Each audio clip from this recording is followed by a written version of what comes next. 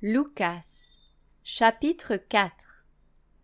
Et Yehoshua, rempli du Saint-Esprit, revint du Yarden, et il fut conduit par l'Esprit dans le désert, où il fut tenté par le diable pendant 40 jours. Et il ne mangea rien durant ces jours-là, et, après qu'ils furent écoulés, il eut faim. Et le diable lui dit : Si tu es le Fils d'Élohim, ordonne à cette pierre qu'elle devienne du pain. Et Yehoshua lui répondit en disant : Il est écrit que l'être humain ne vivra pas seulement de pain, mais de toute parole d'Élohim. Et le diable, l'ayant emmené sur une haute montagne, lui montra en un instant tous les royaumes de la terre habitée. Et le diable lui dit : Je te donnerai toute cette autorité et leur gloire, car elle m'est livrée et je la donne à qui je veux. Si donc tu te prosternes devant moi, elle sera toute à toi. Et Yehoshua répondant lui dit : Va-t'en, arrière de moi, Satan, car il est écrit : C'est devant le Seigneur ton Élohim que tu te prosterneras, et c'est à lui seul que tu rendras un culte.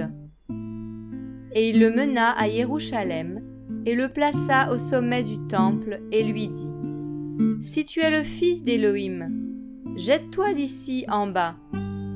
Car il est écrit qu'il ordonnera à ses anges à ton sujet de te garder. Et ils te porteront sur leurs mains, de peur que tu ne heurtes du pied une pierre. Mais Yehoshua, répondant, lui dit : Il est dit : Tu ne tenteras pas le Seigneur, ton Élohim. Et ayant achevé toute tentation, le diable se retira de lui pour un temps. Et Yehoshua retourna en Galilée dans la puissance de l'Esprit, et sa renommée se répandit dans toute la région environnante. Et il enseignait dans leur synagogue, et il était glorifié par tous. Et il se rendit à Nazareth, où il avait été élevé, et selon sa coutume, il entra dans la synagogue le jour du Shabbat. Et il se leva pour faire la lecture. Et on lui donna le rouleau du prophète Yeshaya. Et ayant déroulé le rouleau, il trouva le passage où il est écrit : L'Esprit du Seigneur est sur moi, parce qu'il m'a oint pour évangéliser les pauvres. Il m'a envoyé pour guérir ceux qui ont le cœur brisé, pour proclamer aux captifs la délivrance et aux aveugles le recouvrement de la vue, pour mettre en liberté les opprimés, pour publier une année favorable du Seigneur. Et ayant roulé le rouleau, et l'ayant rendu au serviteur, il s'assit. Les yeux de tous ceux qui étaient dans la synagogue étaient fixés sur lui. Alors il commença à leur dire : Aujourd'hui, cette écriture est accomplie à vos oreilles.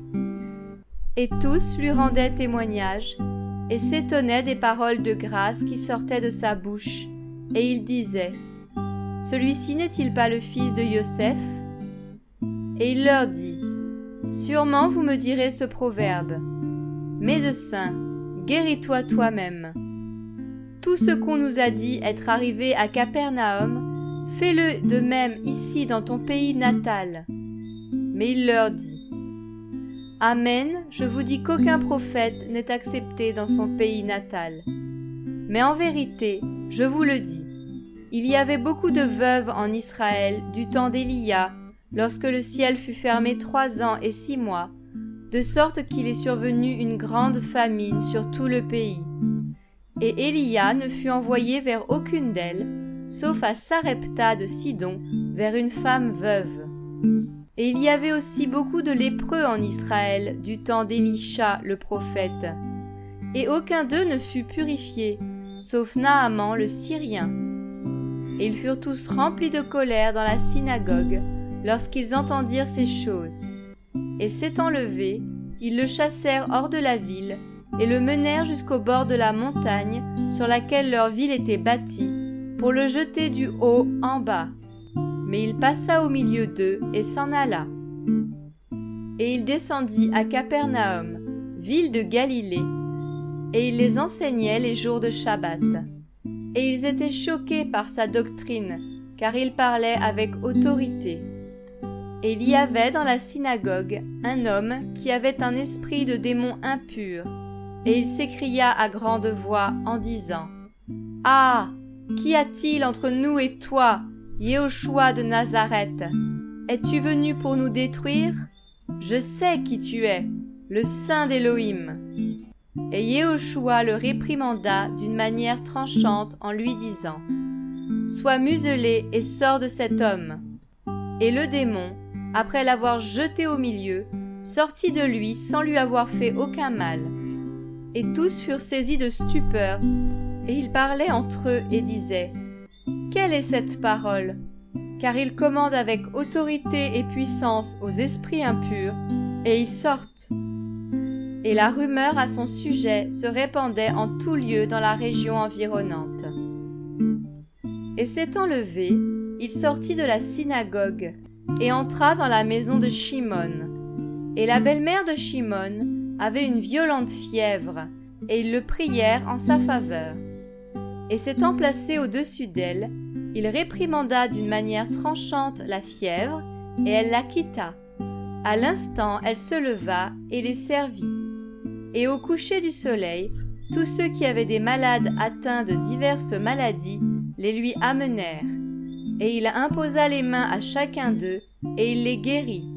Les démons aussi sortirent de beaucoup de personnes, en criant et en disant : « Tu es le Machia, le fils d'Élohim. » Mais il les réprimandait d'une manière tranchante et ne leur permettait pas de dire qu'ils savaient qu'il était le Machia.